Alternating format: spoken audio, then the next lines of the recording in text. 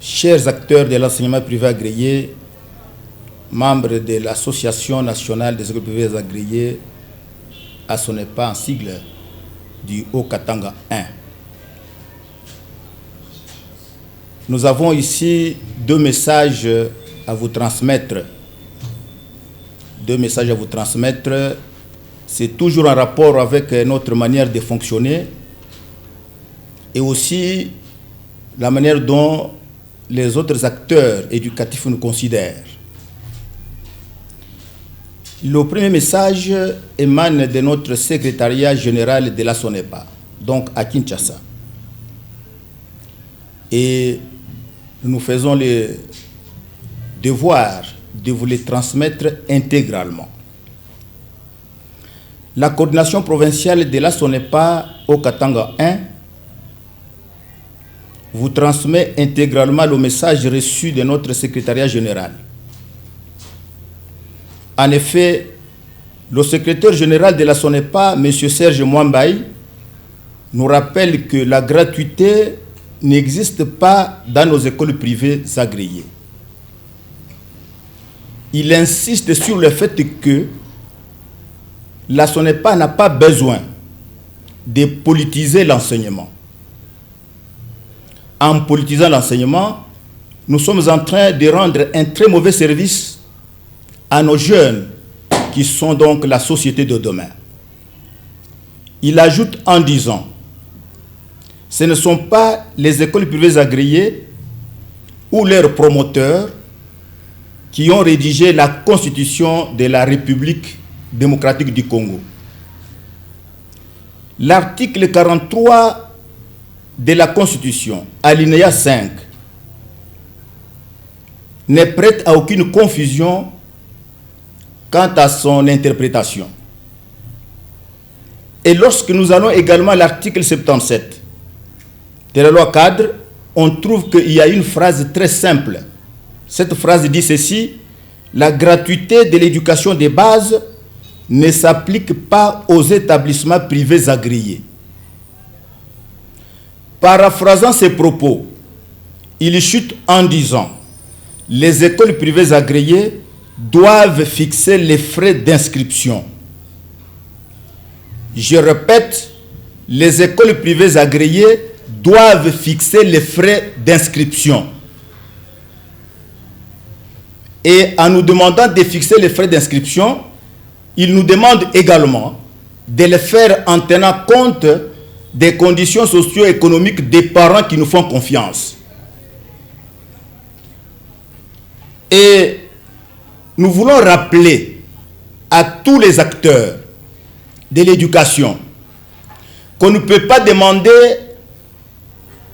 une rentrée scolaire apaisée alors qu'on est en train de violer certains articles de la Constitution qui donnent les droits aux écoles privées agréées de fonctionner sans problème. Nous demandons à notre gouvernement de nous éclairer là-dessus. Ou bien c'est nous qui ne sommes pas capables d'interpréter la Constitution, ou bien c'est eux qui veulent, n'est-ce pas, nous faire, n'est-ce pas, connaître les antivaleurs. Ici, nous disons haut et fort que celui qui voudrait que la Constitution soit respectée a une valeur. Mais celui qui voudrait que vraiment certains articles de la Constitution soient donc violés, celui-là agit avec antivaleur. Lorsque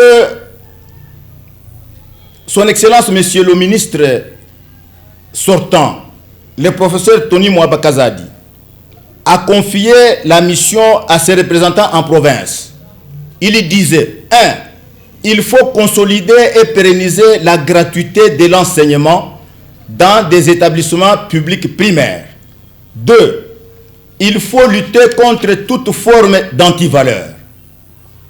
Et lorsque nous analysons la double mission qui avait été donnée et qui continue à être donnée aux représentants du ministre dans nos provinces, la première mission concernait les écoles publiques primaires. C'est là que les représentants du ministre doivent faire en sorte que la gratuité soit consolidée et même pérennisée. Prenant la deuxième mission, qui parle donc de lutter contre toute forme d'antivaleur.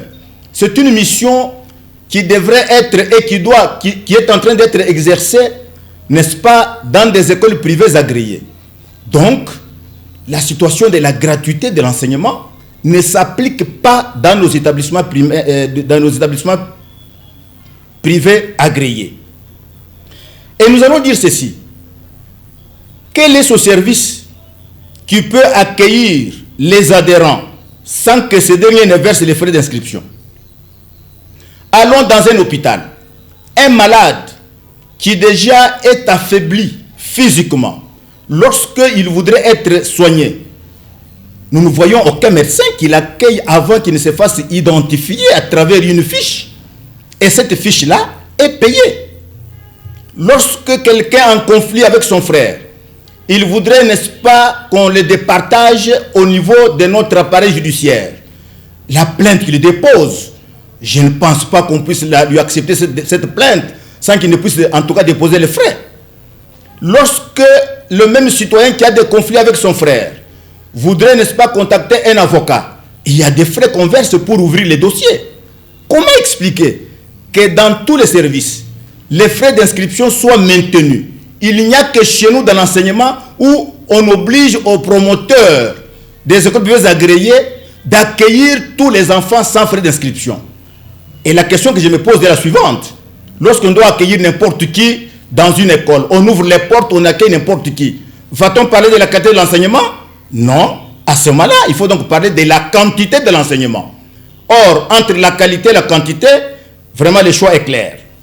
Nous demandons à notre gouvernement de pouvoir nous écouter, de nous remettre dans nos droits, parce que c'est ça la récompense que le même gouvernement nous a donc donnée par rapport au travail que nous faisons d'encadrer nos enfants. Le deuxième message concerne la sécurité de nos élèves. Chers promoteurs, chères promotrices, veuillez recevoir nos partenaires de l'action de Activa Assurance afin d'échanger avec eux par rapport aux multiples incidents que nous connaissons tout au long de l'année. L'éducation de nos enfants est une tâche difficile, une tâche très complexe, et sa réussite est le résultat de la fédération des diverses compétences. Activa Assurance est de ceux-là. Nous demandons donc à tous les promoteurs de pouvoir recevoir cette commission qui sera déjà mise sur pied par Activa Assurance afin d'échanger. C'est une manière aussi de pouvoir améliorer la qualité de l'enseignement dans nos écoles privées agréées. Mieux vaut prévenir que guérir, dit-on. Je vous remercie.